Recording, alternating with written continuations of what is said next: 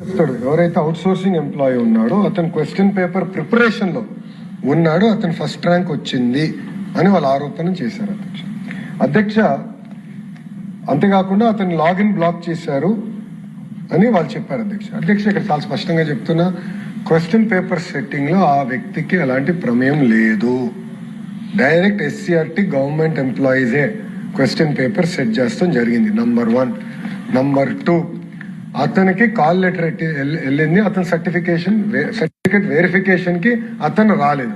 Certificate verification రాకపోతే automatically disqualified.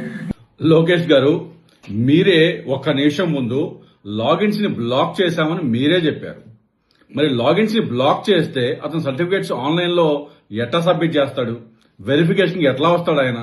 అంటే ఇంటికి తాళం వేసి ఇంట్లోకి రా అంటే ఎట్లా వస్తాడు అతను? ఒకవైపు ఏమో అతను సర్టిఫికేట్ వెరిఫికేషన్ కి రాలేదని మీరే అంటారు, ఇంకోవైపు ఏమో లాగిన్స్ బ్లాక్ చేశామని కూడా మీరే చెప్తారు. ఎట్లాగా సార్?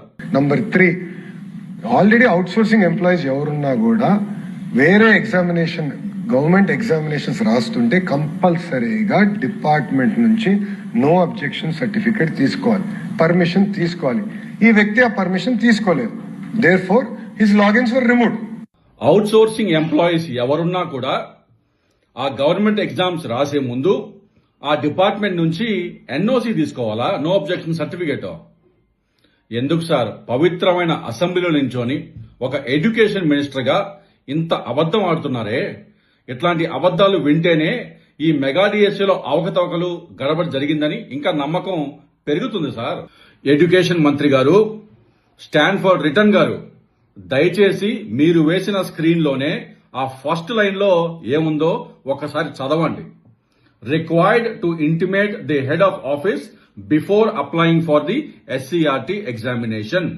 రిక్వైర్డ్ టు ఇంటిమేట్ అంటే మీ స్టాన్ఫోర్డ్ లో ఎన్ఓసి ఒబ్టైన్ చేయాలనా, అప్రూవల్ తీసుకోవాలనా? అదే అర్థం. ఇంటిమేట్ చేయాలి అంటే ఇన్ఫార్మ్ చేయాలి అనే కదా అర్థం. మరి అప్రూవల్ తీసుకోవాలి, ఎన్ఓసి తీసుకోవాలి, ఎన్ఓసి సబ్మిట్ చేయాలి అని అబద్ధం ఎందుకు ఆడుతున్నారు? అంటే మీకు కంఫర్ట్ లేదా స్క్రీన్?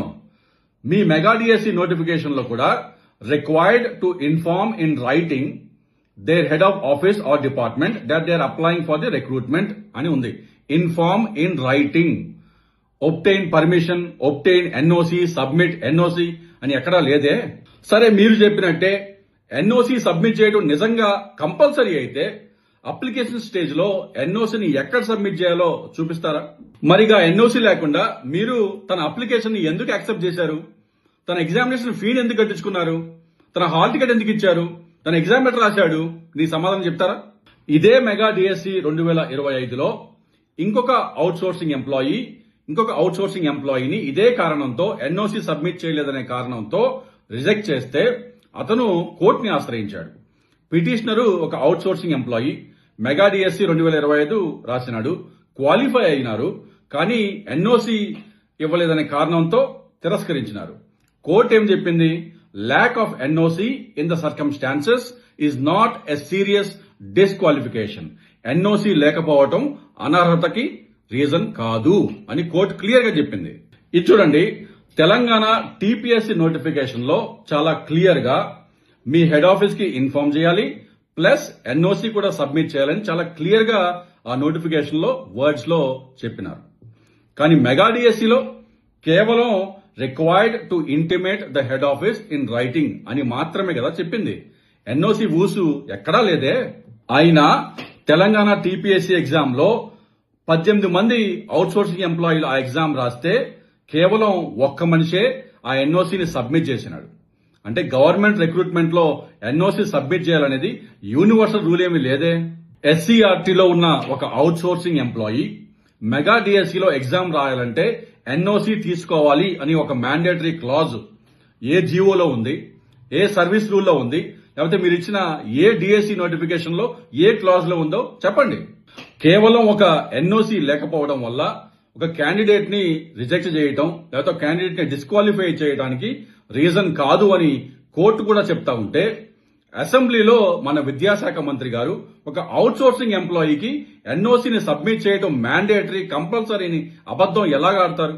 మీ మెగా డిఎస్సీ నోటిఫికేషన్ లో ఎన్ఓసి మాటే ఉండదు. హైకోర్టు ఏమో ఎన్ఓసి లేకపోవటం డిస్క్వాలిఫికేషన్ కి అర్హత కాదు అని చెప్తా ఉంటది. మరి మీరేమో అసెంబ్లీలో ఎన్ఓసి సబ్మిట్ చేయడం కంపల్సరీ అని చెప్తా ఉన్నారు. ఎవరు మాట నమ్మంటారు సార్?